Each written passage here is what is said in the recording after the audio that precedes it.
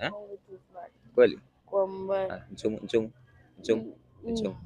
Hivyo. Mtoto amenichumu. Mambo. Allah. Mshikaji wangu nimekuona kuanzia mbali kule hivyo nakuja nikasema Mungu nisaidie nikutane hata na huyu dem tu niongee naye. Kweli? Sema sikia uko vipi una mchumba? Umekucha. Uko single? Kama mimi. Kweli Mungu anashukaga hivi. Sasa sikia mwanangu. Mimi bwana nimekuelewa mwanangu, nakuja pale hivi nakuona mama unapotembea kwa hii barabara ndio ina makorongo kama ni mwendo wake. Anataka mtoto ulivyobeba unavyorusha rusha hizo lizaga hapo nyuma.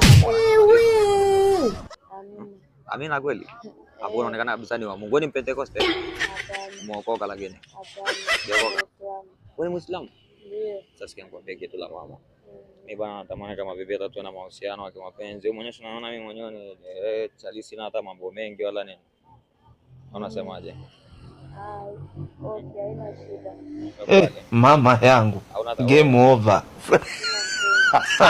Nikubalia haraka sana kweli. Kuna usalama? Ndio kuna usalama. Kabisa? Yes. Unaitwa nani?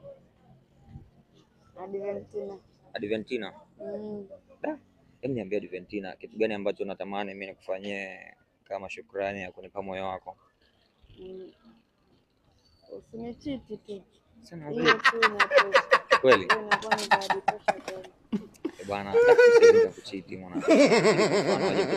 T-shirt ndio hii yenyewe karibu toboke. Mimi sigusi hapo nakuonesha. Sio karibu toboe t-shirt hapo naitwa kimwiba hapo alivyosimama hapo kifuani.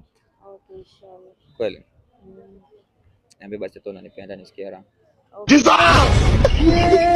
Jesus. Nakupenda. Mchumu hata kidogo kwa hapo. Baba mchumu basi hapo. Jesus.